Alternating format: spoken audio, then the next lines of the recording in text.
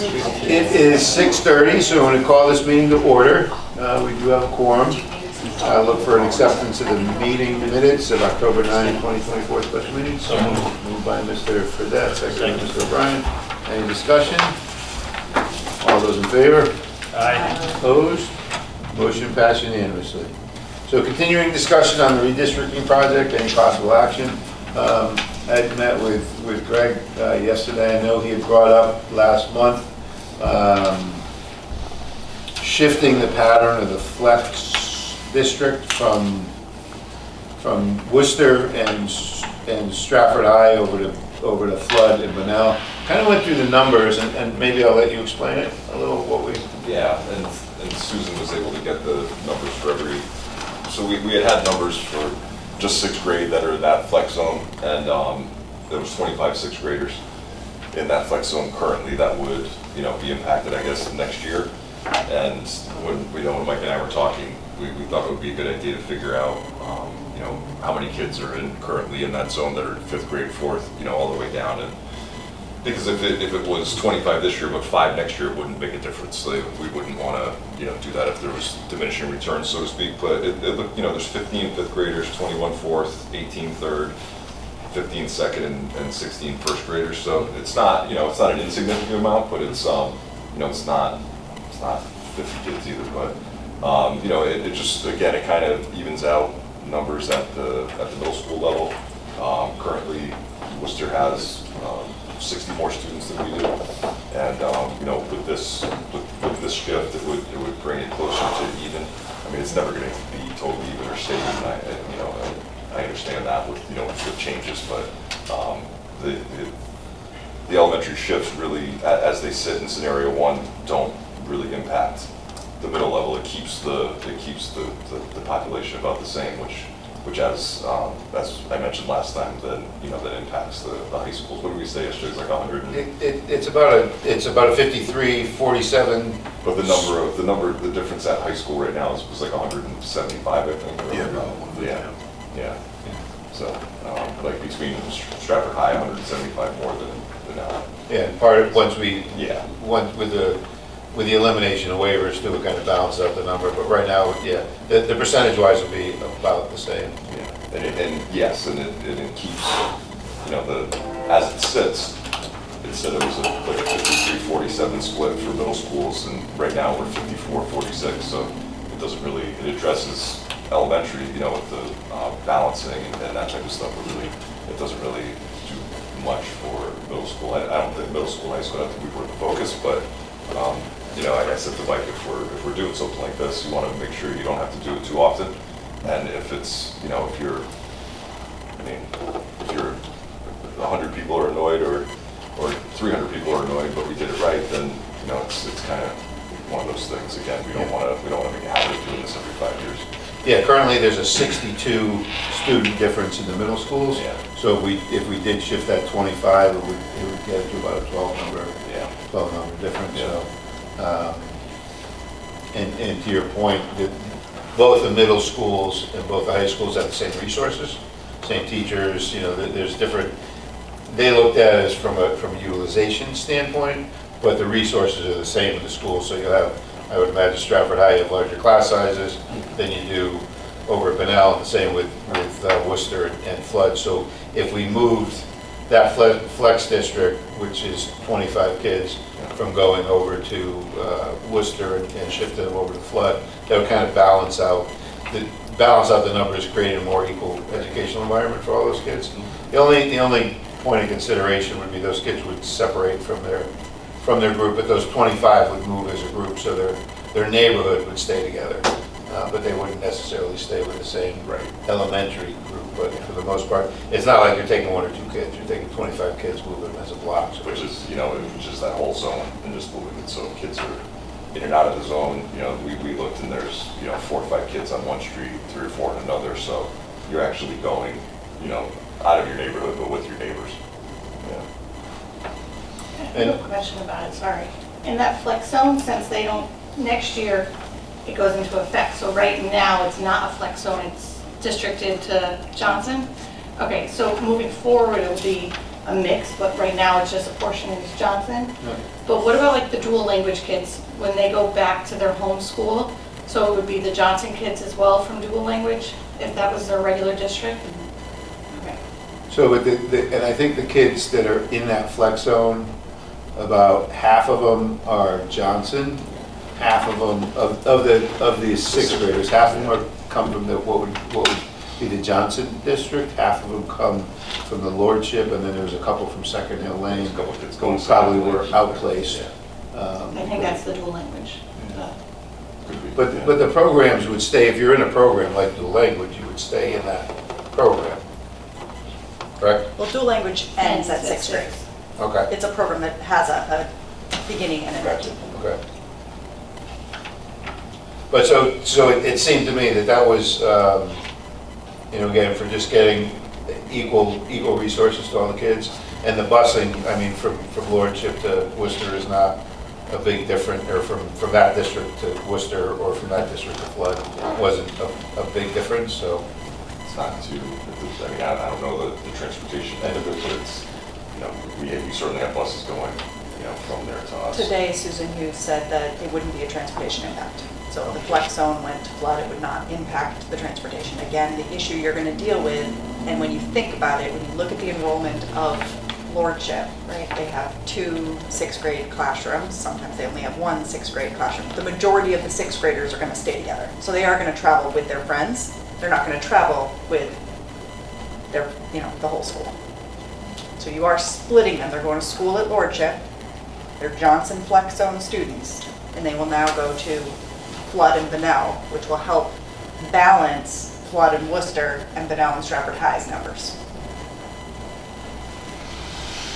So does anybody have any thoughts, comments? So I kind of want to break this down into pieces. So we had a couple of things. So I'd like to get a motion to approve the redistricting of the flex zone students, secondary school from Worcester to Stratford High to Flood to Bunnell. And if we get a motion to make that move for that. For that, second by Mr. Grigas. And any discussion on it? I just was wondering why that wasn't presented as an option when we hired the company to give us this proposal. Was there any reason they didn't? They just If it's didn't not. catch it. Okay. Well, And I think, just if I can, like, I think, when you live it, it's more obvious sometimes, right, than if you're just looking at, our schools on a piece of paper, on a map or whatever. This is a situation that we've been dealing with for, around pre-COVID, I would say. Where, since Johnson was demagnetized, we've been dealing with this. And, when we get new enrollments, they live across the street from Worcester, but they come to Flood. And it's confusing for people, and it's, we've actually had people say that we bought this house because it was so close to that middle school, and now we have to go to this other middle school, and they're, unhappy with that. So, it's something that I hear about every time we get a new enrollment. So I think it's more impactful when you live it. And I think we didn't give permission, we didn't give SLAM permission to take a portion of a school and send it to a different pathway. Okay, I was just curious, because I figured if that was something that, maybe we're missing something, I don't want to. Yep. part of the premise on the original study we asked was on spatial utilization. So from a square, and I don't know the exact numbers, but from a square footage standpoint, the numbers were more, say, both the high schools and the middle schools were at an 88% utilization rate. They didn't look at resources within the schools, but they looked at spatial utilization. So from that perspective, they were balanced. Stratford High and Worcester, I think, are just, it was based by the numbers in utilization space. So that was the parameters they were given, so I think that's why they came up with it. The numbers, the percentages with what they came up with, I think were about the same. So, Yeah, I think they were. And they stayed the same. there's a 1% shift, Yeah. I think, to the better, but I think this will even out again. Yeah. for me, so. It seems that way.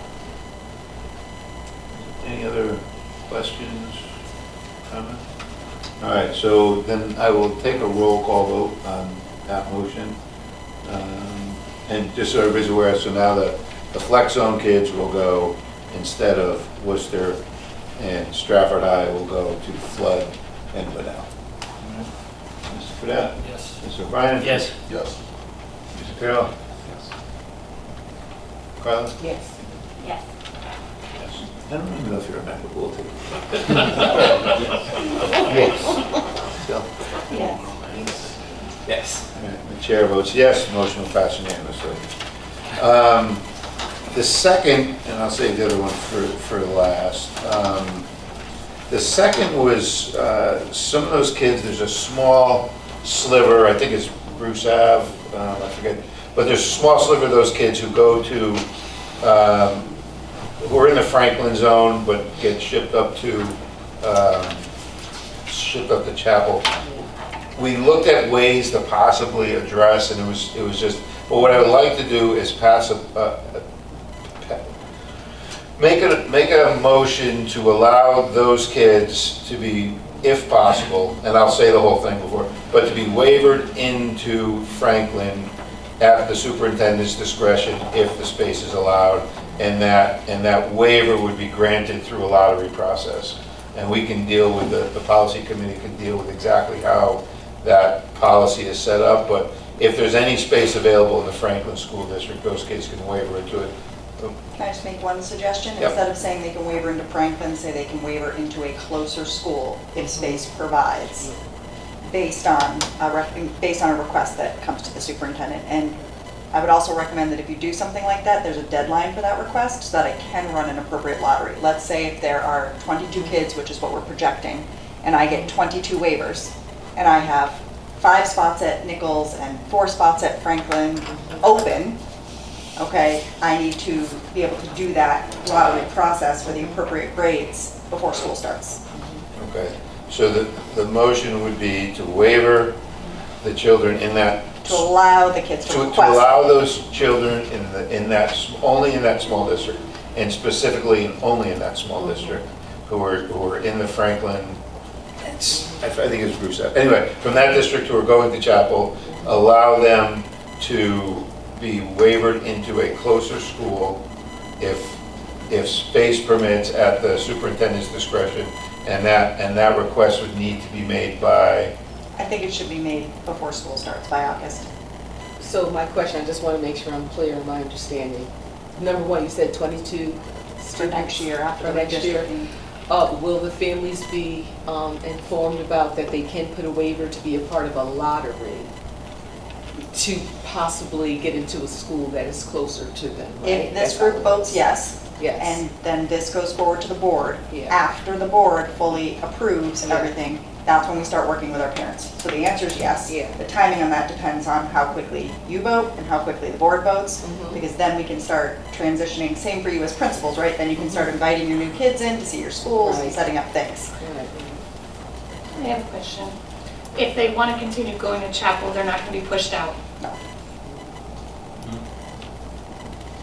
So they have to ask for the waiver. They have to. I just want to make that clear, yeah. Yeah, no, they have to ask. They have for the to waiver. ask for it, but will they be informed that they have the ability to request a Yes. waiver? Yep. Okay, that's all.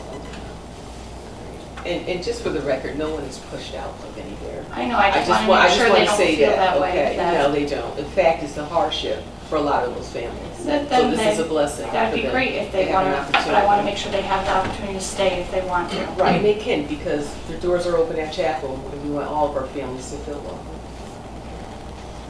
And I guess,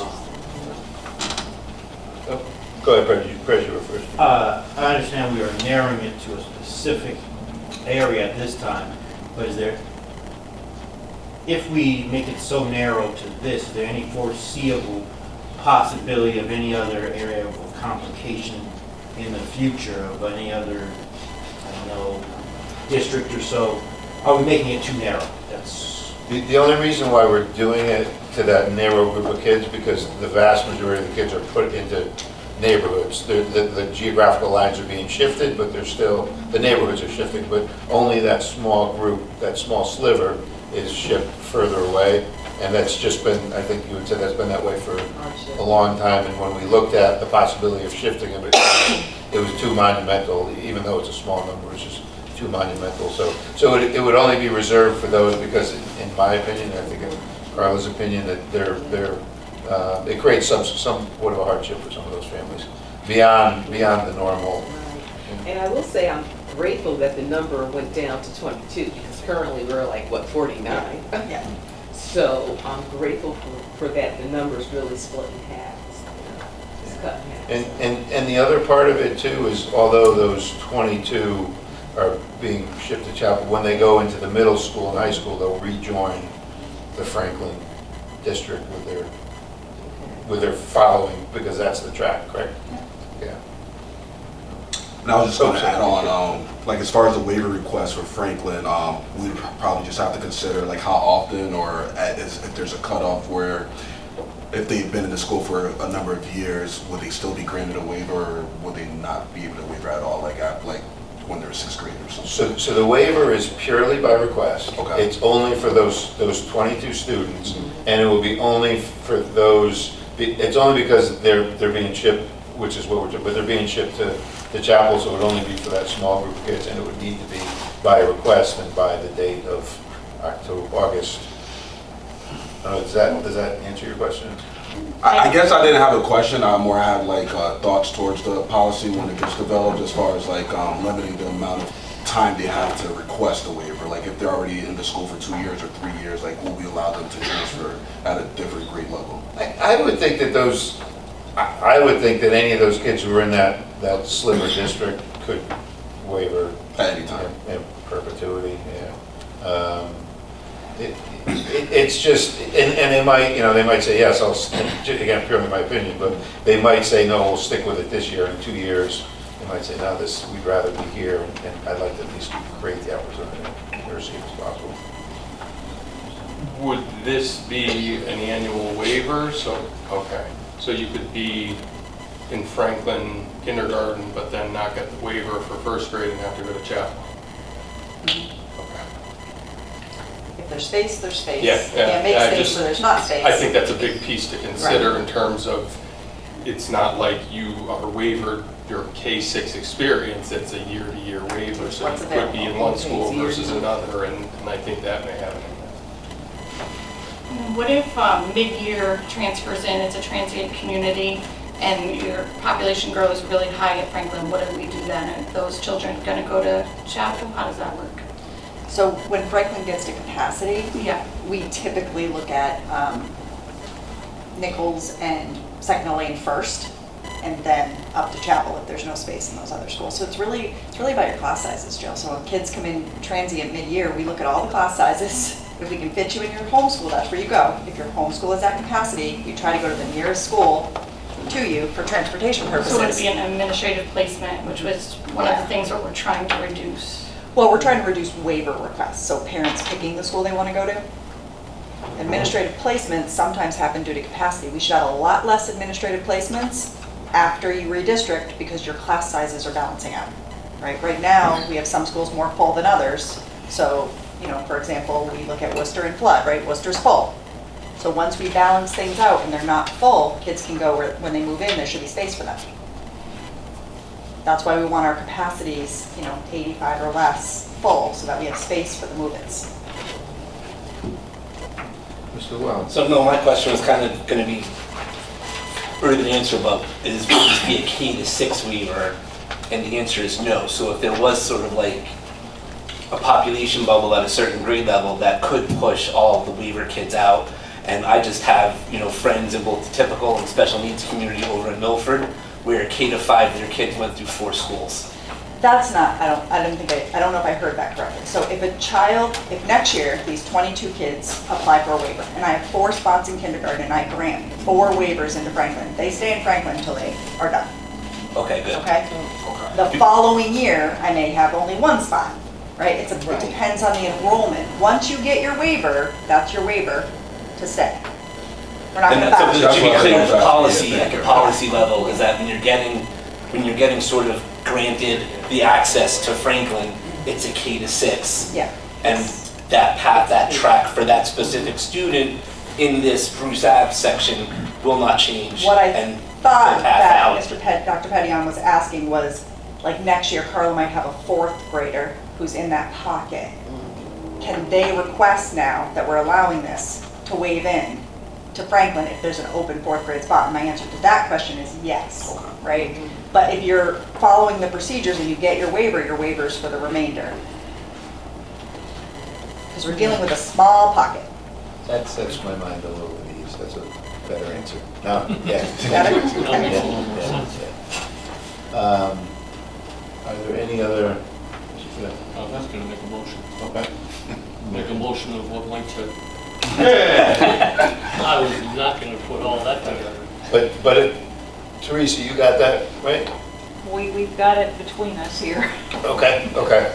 So basically the motion would be to allow the only waiver granted at this point would be to those children in that small district that are currently being shipped up to 20, and 21 of them are sixth graders moving. But so that small district to be wavered into Franklin or a closer school based on availability, put into a lottery system, and that request would need to be made by specific date. August 15th? Yeah. August 15th, okay. Made by Mr. Fredette, seconded by Mr. O'Brien. Any other discussion? Then we'll go around the room again. Mr. Fredette? Yes. Mr. O'Brien? Yes.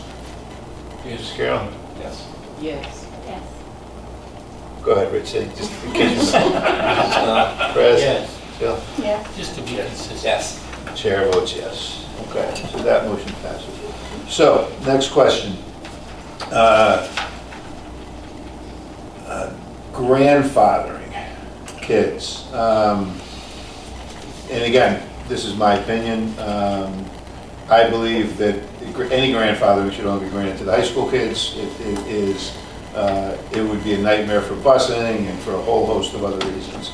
I had originally said, those becoming juniors and seniors, but I'm not opposed to granting any child who's currently in high school to stay, and because of a number of reasons we discussed the last time, to stay on that high school track. And then any new students from 8th grade going into high school would go to their next track. The other piece of that would be siblings. And so my opinion on that is the siblings would split. The parent could request that their child stay with their younger sibling and go to the new track, but could not go the other way, where the younger sibling could go to the grandfathered school. I don't know if that makes sense. Because then you get whole family tracks, it gets all disoriented. Now we're allowing the students, if the parents choose to, their siblings to stay in the same school, but that would mean, in order to make that happen, the existing high school student would need to move into the track of his siblings, younger And siblings. that would happen for an expiration date because it would only happen for the first, 4-year cycle, 3 or 4-year cycle. Yeah. So I will open that up for discussion. So at what point if we go with grandfathering at high school level specifically, at what point, freshman, sophomore? So if you're in high school now, you stay in your high school. If you're in 8th grade, you would go to the new redistricting plan. So granting grandfathering for freshmen? Pre-existing high school students, or existing high school students. Freshmen, well, it would be 3 grades, right? 9, 10, and 11, because they would be moving up. So anybody currently in 8th would go on the new track next year? Yep. Anybody in high school would have the option to stay in that school, unless their parents decided they wanted them to go with the same track as their younger sibling, if they had a younger sibling, and that would be the only. Is there a reason we wouldn't do it the opposite way as well? So let the child go on the sibling go on the grandfather path? Because then you've got that sibling going over to that school, and then where does it end? It doesn't. You're prolonging the impact of the redistricting. And then- Whereas by moving them to the younger kids, you're basically making the redistricting almost happen early. Well, you're enforcing the redistricting track, but if you move them and then they've got a younger sibling beyond them, now this one's in this school, but he should be going over I'm just here. thinking of the reason we're grandfathering, some of it is sports, like what if they're on a sports team and then you're splitting up that whole camaraderie and all that, so if it's a one-off situation. Just remember that you got a data sheet from Susan Hughes that showed you that we have a lot of families that have 5 kids, 4 kids. So it makes more sense to say, if you want all of your kids together, you need to go on the path in which you are districted. Because otherwise, it could last forever. It's never gonna end. It's gonna continue to have a sibling, a sibling, a sibling. We have, people with multiple siblings in the family. If you want everyone in the same school, they need to go where they live, free appropriate public education in the area your district in. If you don't, then your child that's currently in high school can finish their high school, and the younger siblings are all gonna be on the same track, heading in the redistricted area. And that way you do maintain the current camaraderie and the teams and that we talked about, the started college path or post-high school path that some of these kids have started on, they were allowed to be doing. But once you get into your new high school, you would start that path as the older siblings did, but in the same school. Mike, last meeting you mentioned 11th and 12th. Are you extending that back? Are you pushing that back now to 9th grade and up? Yeah. Okay. So, and it is only adding one more grade. And again, that's just my opinion, but. No, parents have expressed, they really prefer their kid to kind of finish out in their respective high school now. Yeah. And I get it, and they kind of enumerated all the reasons why. Yeah. It makes sense. Yeah. So we will do the grandfathering at the current high school level, current 9th graders and above, Yep.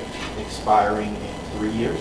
Well, it would expire in Right. 3 years because they would Naturally, just all because they would have graduate. graduated out. And remember, it doesn't affect your balance because there were exact same number of students that would have been affected at both schools. It would have just literally swapped schools. And it is, mine was 2 grades, my original, but I was thinking 4 grades, but Yeah. because one of the grades is going, it Yeah. would only be 3 grades, so to add that extra, Makes sense. I think would be fair. Is there any other comments, you guys, the high school folks, or? What do the middle schools think of, like your 8th graders? Like, are they're on a track to go to Stratford or Bunnell, and like, how does that affect them?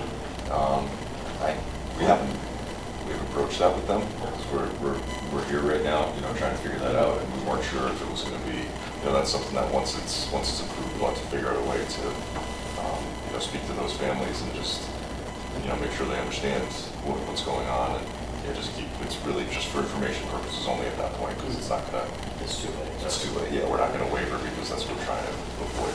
And no matter where you cut it off, you're going to Yeah. have people. Yeah. that- But hopefully, after they see the balanced class sizes and, hopefully a higher quality of education we can provide for the students, everybody will settle down and feel in a good spot. And I have a question before we proceed with this one. At the high school level, right? Let's say, example, it's probably a made-up, it is a made-up example, okay? So it's a really good trumpet player who happens to go to Bunnell.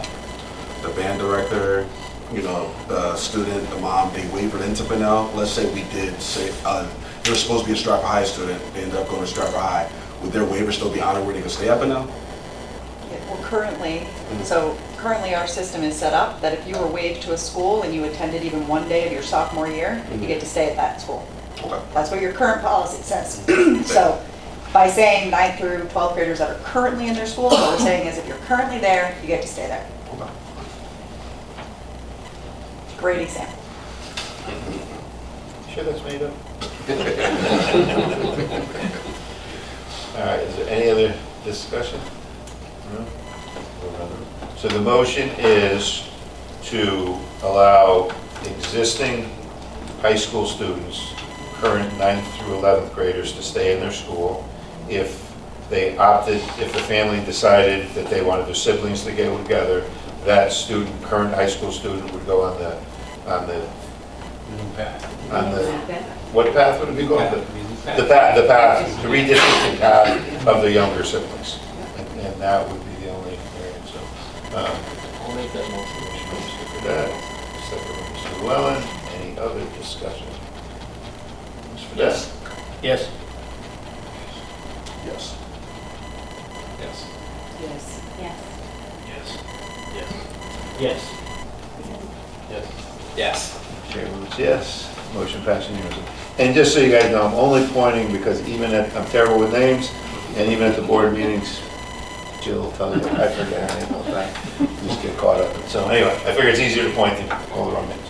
Are there any other, so I think those were all the issues we had discussed. Are there any other issues that we want to discuss regarding this redistricting? I don't know if you talked about it already. I'm getting questions about families who are currently waivers at Wilcoxon. Would they be staying, or would they be going back to a base school if this is not their base? They would, all the students would be going back to their To their base school, base. their neighborhood school, yeah. We would not be keeping any elementary waivers. However, be clear, if you are in a special education program or the dual language program, you stay in your program.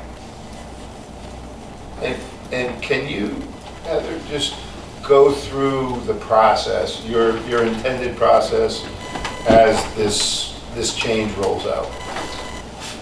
You know, the goal is for this group to be able to put something forward and for the board to be able to put something forward in a reasonable amount of time so that we know exactly what we are doing, so that I can notify all of the principals of the changes that are going to happen, hopefully really early by January, okay, at the very latest, so that the principals can have planning time. Your principals will be drafting letters, reaching out to families, setting up communication nights. If the child has an IEP, I may be working with the special education coordinator to make sure there are step-up days so they can meet their new team. We have qualified, wonderful speech and language pathologists, psychologists, and special education teachers at every one of our schools. So I know sometimes parents get attached to a certain teacher or a certain service provider, but we need to remember that our IEPs are not written for a person, they're written for that student. And we can implement all of those IEPs no matter where they go, but there may be a student who maybe feels anxious or nervous. And we're gonna make sure we reach out to parents and we set up those transitions for the students. That if they're a student who likes the playground, we show them their new playground. If they need to meet the social worker or know where it is, we show them where it is. Again, if the student is in a special program, they're not moving. Okay, but if they get 30 minutes of speech a week, we will make sure they meet their new speech provider, which, remind you, when they transition schools, they would get a new speech provider anyway, and the speech provider could leave and come back. And yes, that is difficult for our parents, but I will work with them and support them to make sure that they love all of their people when they meet them. And I do believe in our staff, and we do have amazing staff. It might take you a minute to get to know them, but we've had lots of parents that have had to deal with teachers that have changed, providers that have changed. So the idea is the sooner we can move this forward, the sooner we can start thoughtfully and kindly transitioning our families and working one-on-one with each family to make sure they feel supported in this change. We don't want to rip the Band-Aid off the day before school gets out and have people have to do a change that we didn't have time to prepare them for. Okay? You have amazing principals and amazing staff. We need to give them time to transition these kids beautifully.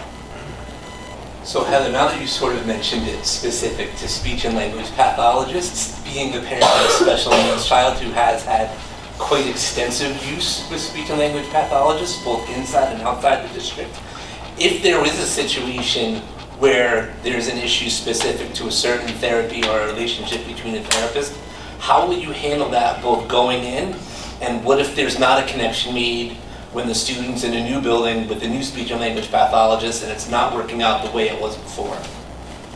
I mean, those Because are... I know under fair and appropriate and restrictive environment, I know it meets it, but Yes. you know, So- my daughter's had pathologists that just whatever reason haven't worked, no connection.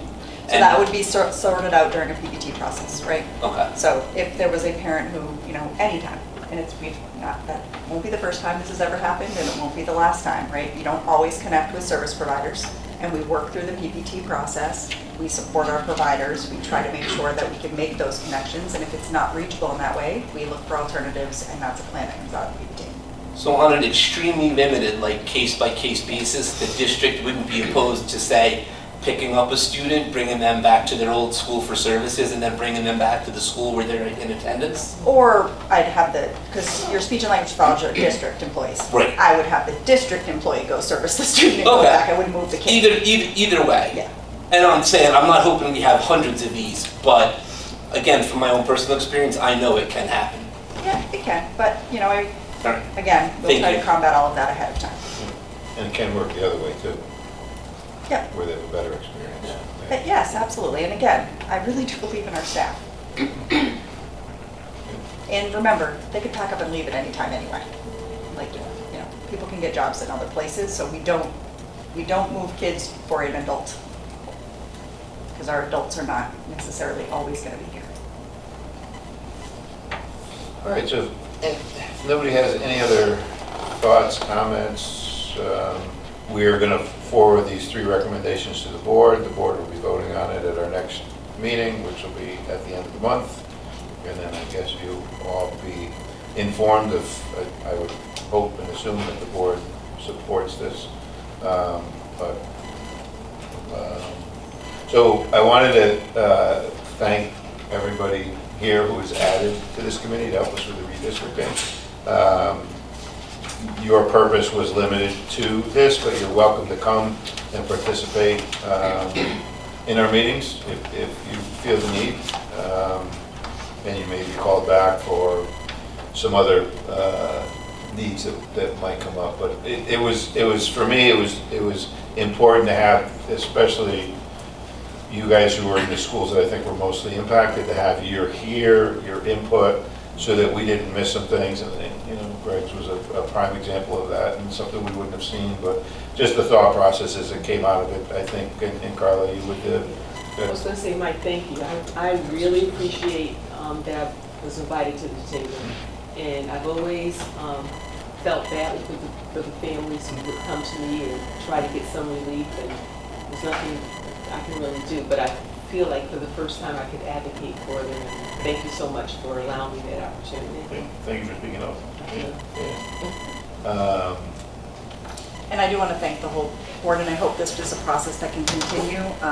I love our Board of Ed and I love our subcommittees, but when you allow the involvement of our building administrators, our teachers, and other people, I feel like everyone's voices get heard. So as the acting superintendent, I appreciate you being open to allowing other people to join your committee, because I think you guys, although you're making a difficult decision, are making a thoughtful decision, and that is greatly appreciated. And it has, we did start, and we went through a number of public forums, sessions, and tried to, you know, hear as many voices, but yours were the last voices that we wanted to hear, and I think it helped make it a much better process. And so again, I want to thank you. And we do have a bunch of, we have been very busy with task forces and committees, and so you might be getting a tap on the shoulder pretty soon to see if you want to come join us and help us. What we've been focusing on over the last year is to try and make this district better. Create the resources, hear your voices. I mean, we only know what we know, and you guys are in the trenches every day, so you have a vast array of knowledge that we don't have. So we've tapped into it, and we will continue to do it. So I just really want to thank you for doing that. I appreciate you taking the time and your willingness to stick your neck out and be here. So thank you. Next steps, our next meeting may or may not be December 5th. We had talked, we've got some other holiday things going on, our town committee, some other things. So we may change it, but I think our next step will be centered around, unless nothing else comes up, is giving Mr. Ruggiero an opportunity to give a report, which he hasn't had to do in a number of months. Yeah. But also to start, good. To talk about the budget stuff, not capital, so that's what we're hoping for in December. Yes, yeah, and that's, we've started the process with some of the capital stuff, but just to have this committee involved in that process, you guys as building principals, and you know, things are a little different now, so we want to have your input in that as well, as I'm sure, you know, Heather has asked. But it's just figuring out what the real needs are, and making sure that any of the requests we make are going to be productive. So, you know, not asking for a satellite dish in the sky. It's something that can be implemented and that improves the educational environment of the kids. So maybe we'll be getting tapped on the shoulder soon. But anyway, thank you again. If nobody has anything else, I would look for a motion to adjourn. Mr. Fedett, second by Mr. Valon. All those in favor? Aye. Opposed? Motion passed unanimously. Thank you again.